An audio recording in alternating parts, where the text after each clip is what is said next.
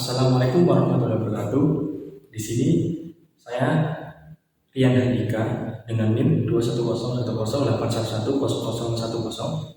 Di sini saya akan menjelaskan terkait pembahasan soal yang telah saya berikan, yang telah diberikan oleh kelompok kami yaitu mengenai pembuktian metode CBCDC, menggunakan CBCDC dengan metode SAS. Jadi kita di sini mau membuktikan segitiga ini bagian dari sisi AC dan BC ini untuk dibuktikan menggunakan CBCDC dengan metode SAS yang dulunya. Oke, langsung saja kita di sini sudah diketahui telah dijelaskan di sini bahwa diketahui sudut ada segitiga A, B, C. Nah, ada segitiga A, B, C dan diketahui sudut ACE itu kongruan dengan sudut BCE. Jadi sudut ACE itu kongruan dengan sudut BCE. Jadi di sini ada satu segitiga terus dibagi oleh garis CE. Jadi membagi dua, garis CE ini membagi dua sehingga itu membentuk dua segitiga, yaitu segitiga ACE dan juga segitiga BCE.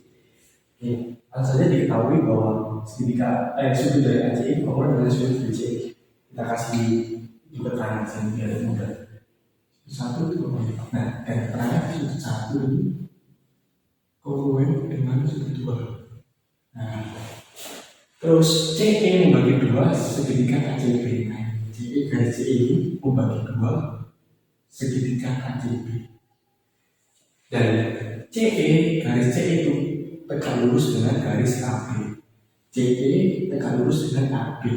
Maka kita disuruh membuktikan garis AC kongruan dengan garis BC. AC kongruan dengan BC, garis BC dengan menggunakan CBCDC dan metodenya yaitu SAS. Langsung saja kan di sini disuruh membuktikan menggunakan CBCDC dan juga metode SAS. Maka kita kupas terlebih dahulu apa sih yang dinamakan CBCDC dan juga metodenya yaitu SAS. Langsung saja yaitu yang pertama yang pertama berkaitan dengan CBCDC. Saya tulis dulu di sini mengenai CBCDC.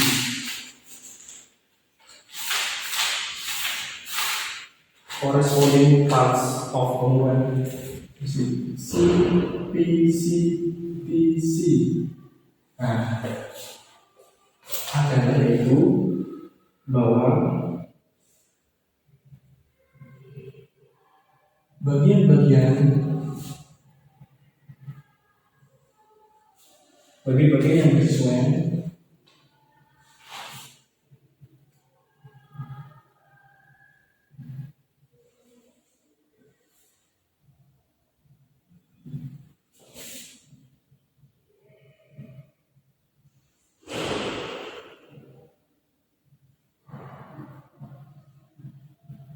dan kongruent adalah kongruent. Oke, bisa dilihat bahwa CBCDC merupakan apabila ada bagian-bagian yang bersesuaian dari segitiga yang kongruent adalah kongruent. Maknanya apa? Jadi kita kupas terlebih dahulu maknanya kongruent. Jadi dikatakan secara kongruent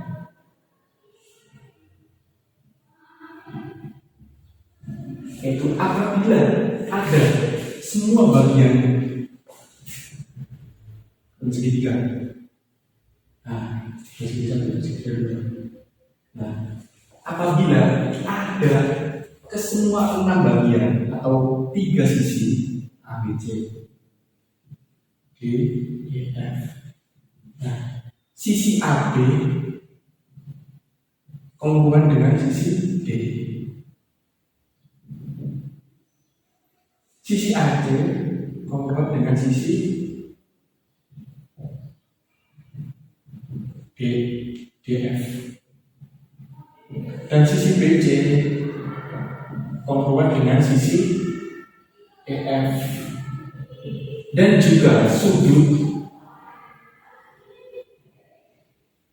sudut A kongruent dengan sudut D, sudut B kongruent dengan sudut E, dan sudut F dan sudut C kongruent dengan sudut F. Maknanya apa? Bisa disebutkan bahwa semua 6 bagian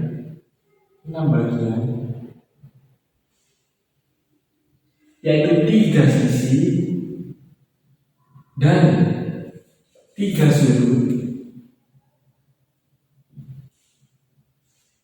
sudut dari satu segitiga, dari segitiga satu kongruent dengan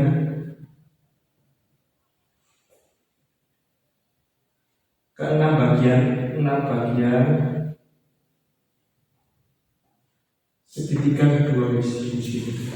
Bisa dilihat. Jadi yang dimaksud sisi yaitu bagian-bagian yang bersesuaian dari segitiga yang kongruent adalah kongruent. Maknanya apa? Secara kongruent terlebih dahulu kita jelaskan bahwa ketika ada satu segitiga satu, ini segitiga satu, ini segitiga dua. Nah, jika ada segitiga satu, ketiga sisinya A, B, A, C, D, dan B, C ini kongruent dengan sisi dari segitiga dua yaitu D, E, D, F, dan E, F.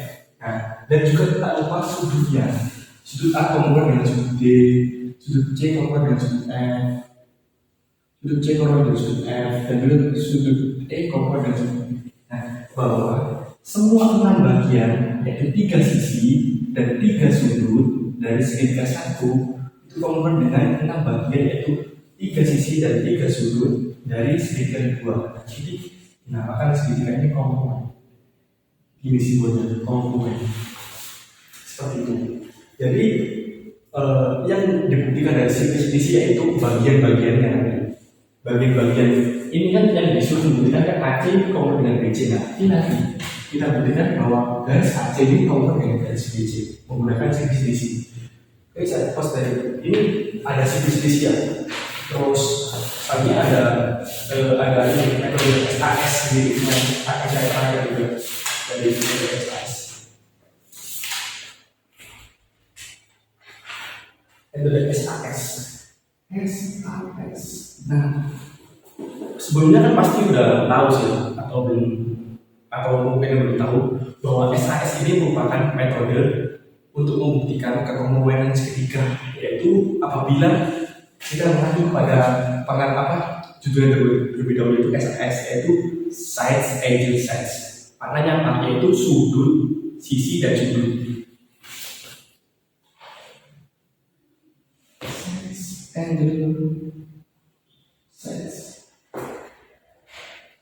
Nah, sides, angles, sides.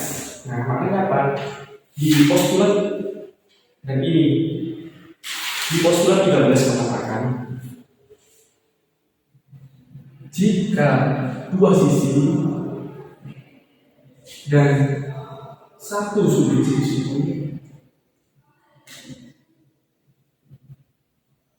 dari segitiga satu dan itu kongruent, dan sudut situ dari segitiga kongruent, segitiga satu itu kongruent dengan dua sisi dan satu sudut, dan sudut siku-siku dari segitiga dua. Nah, itu kongruent, satu kongruent. Jadi SAS kita kasih lagi SAS. Nah, jika ada dua sisi, bisa sampai juga dua. Jika ada dua sisi, katakan sisi BCD, segitiga BCD, segitiga EFG. Nah, katakan gini ya.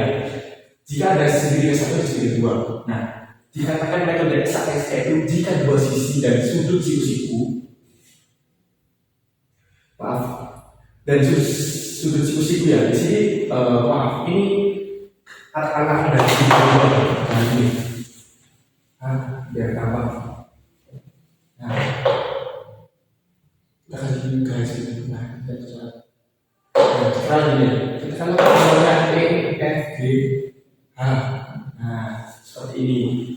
Jadi jika dua sisi dari sudut siku-siku dari segitiga satu, ini kan segitiga kan ada satu sebenarnya, E, F, G, berhubung garis ini membelah, jadi terbentuk dua segitiga satu dan segitiga dua.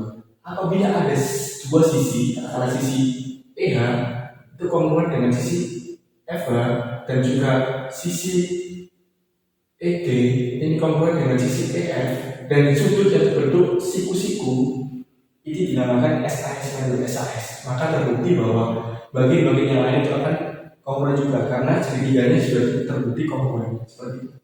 Jika dua sisi dari satu siku dari segitiga satu itu kongruent dengan dua sisi dari satu siku dari segitiga kedua itu dinamakan metode SAS. Itu side ini kan sisi dan juga ini kan sudut dan juga sisi. Maaf ini yang kongruent katakanlah ini aja. Ini kan sudah dibuktikan ini terakhir dibuktikan. Yang kongruent ini ada garis YH yang kongruent. Jika ada dua sisi maksudnya ini EH dan juga GH dan sudut yang terbentuk siku dari segitiga satu dan segitiga kedua juga demikian. Ada dua sisinya yaitu FH dan juga sisi GH dan sudut yang terbentuk dari ini adalah siku dinamakan kongruent. Segitiga ini keduanya kongruent. Seperti itu. Ada SAS. Langsung saja kita masuk ke bagian ini kemudian biar saya hapus.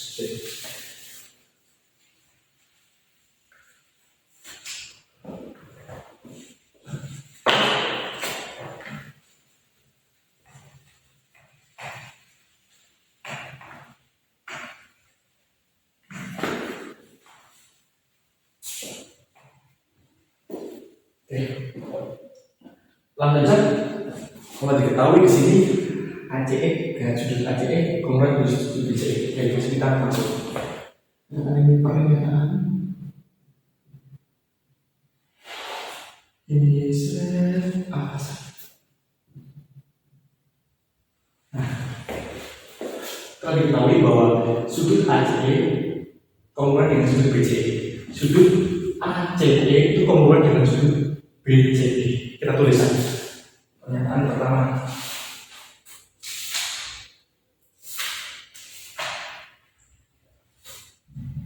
Sudut ACE kongruent dengan sudut BCE. Alasannya apa? Karena diketahui. Nah, ini alasan diketahui. Terus nomor 2, garis CE membagi dua segitiga ACB. CE ini membagi dua garis segitiga ACB. Kita tulis CE. Kita tulis langsung aja bahasa Inggrisnya biseks segitiga ACB ya ACB. Ini alasannya diketahui. Nah, yang ketiga,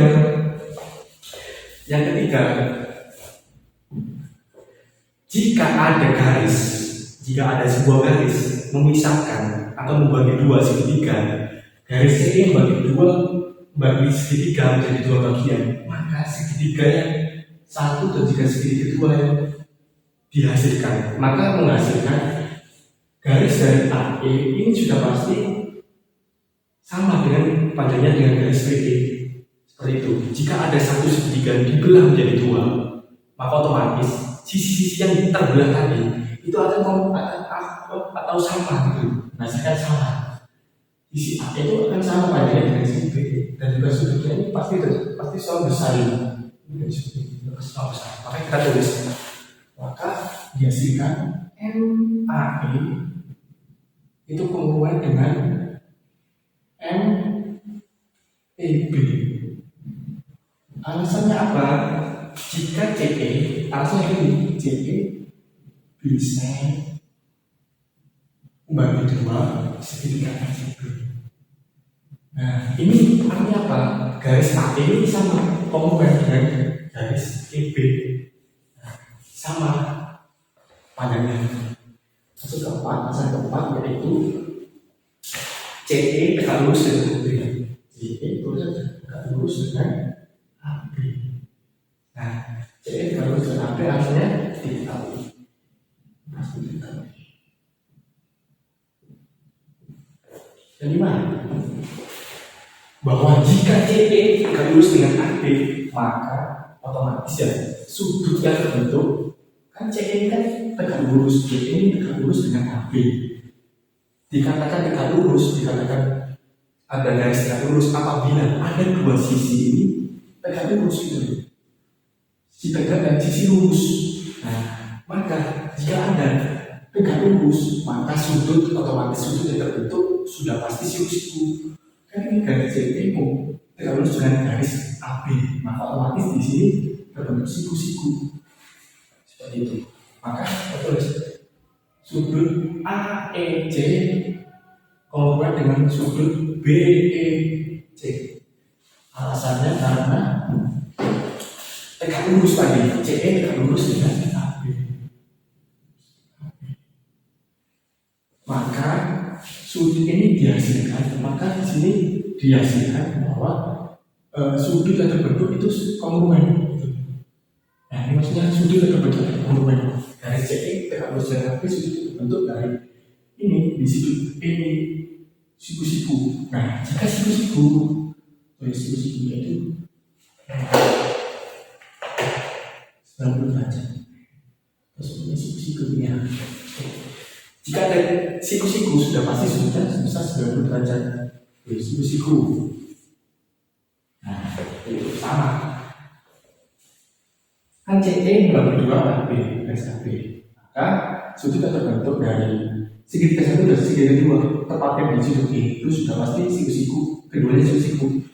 Kalau keduanya siku-siku, kalau keduanya sama berarti sudutnya kongruent.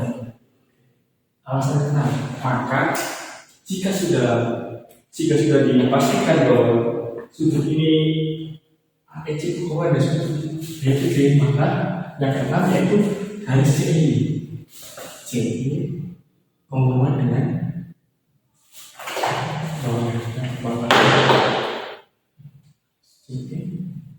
kongruent dengan garis CE. Nah, CE ini kongruent dengan CE. Makanya apa? CE ini kongruent dengan dirinya sendiri. CE dinamakan alasannya karena identitas atau refleksi. Nah, identitas seperti itu. Jika ada, kita masuk lagi ke babak sebelumnya ya, pengertian dari identitas. Mengapa di sini dikatakan garis CE ini kongruent dengan garis CE sendiri? Di sini tidak salah. Dikatakan identitas, yaitu apabila ada segitiga, yaitu sifat refleksi. Nah, sifat refleksi bahwa segmen garis yaitu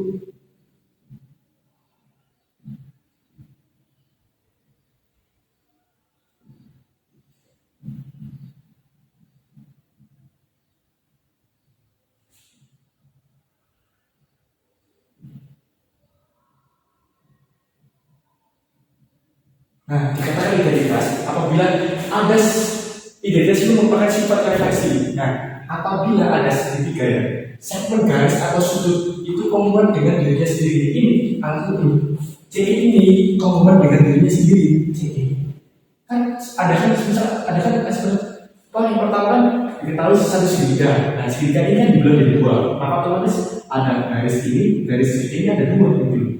Dari segi satu dan dari segi dua. Nah, refleksi yang ditimbulkan itu menghasilkan garis CE ini tidak lurus dengan garis CE. Maka diketahui identitas itu karena sifat refleksi. Tadi pengertiannya. Sifat refleksi yaitu segmen garis atau sudut kongruent dengan dirinya sendiri. Oke, maka bisa disimpulkan ya, maka bisa dihasilkan bahwa segitiga AC kongruan dengan segitiga BCD. Nah, ini alasannya. Karena mengapa disebut segitiga AC itu kongruan dengan segitiga BCD? Segitiga ACE mengapa disebut kongruan dengan segitiga BCD? Karena menggunakan metode SAS. Yang mana SAS-nya? Yaitu SAS-nya tentu ini yang garis 6, nomor 6. Terus nomor 3. Terus nomor siku-siku tadi nomor berapa? 5. Mengapa SAS-nya dikatakan segitiga AC ini kongruan dengan segitiga BCE? Karena SAS maknanya apa? Jika ada kan di sini kan nomor 6 di sini kan CE, garis CE tidak lurus dengan garis CE. Garis CE kongruan dengan garis CE sendiri. Nah, di sini kongruan dengan diri sendiri. Terus garis ini AE itu kongruan dengan garis EB. AE kongruan dengan garis EB. Nah, sudut yang terbentuk yaitu siku-siku karena tidak lurus tadi. Karena ini AE tidak lurus tadi. Karena tidak lurus menghasilkan ini siku-siku sini. Nah, ini kongruan dengan sudut segitiga satu ini kongruan dengan sudut E pada segitiga satu ini kongruan dengan sudut E pada segitiga kedua. Maka otomatis ya bisa dijelaskan, bisa disimpulkan jika ada dua sisi dari segitiga satu, jika ada dua sisi dan satu sudut siku-siku dari segitiga satu dan dua sisi dari satu sudut dari segitiga kedua itu kongruen. Nah, itu metodenya yaitu dinamakan SAS. Karena SAS sides.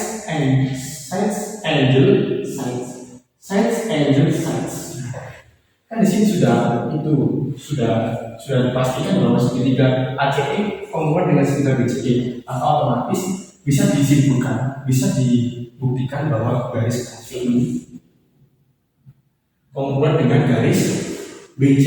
AC kongruan dengan BC. Alasannya yaitu CP. Nah, ini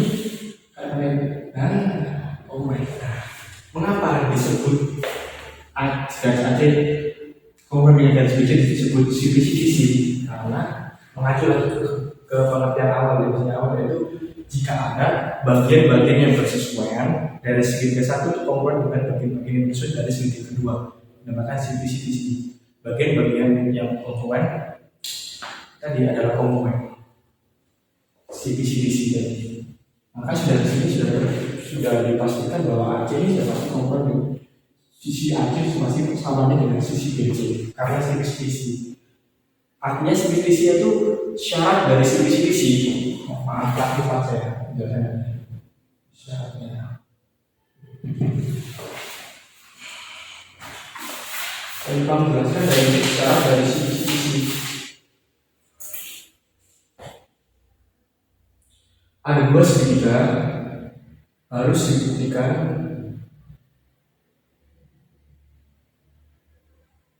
kongruan terlebih dahulu.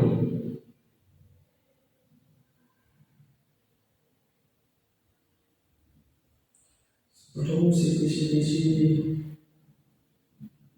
dapat digunakan. Nah, syarat dari CP yaitu syaratnya itu dua segitiga harus dibuktikan kongruen terlebih dahulu, entah itu pasangan sudut, pasangan sisi, sebelum CP dapat digunakan. Nah, sudah jelaskan di sini kan, sebelum CP dapat digunakan itu dua segitiga harus dibuktikan terlebih dahulu, entah itu metode SAS, entah itu SSS, entah itu metode AAS, metode ASA.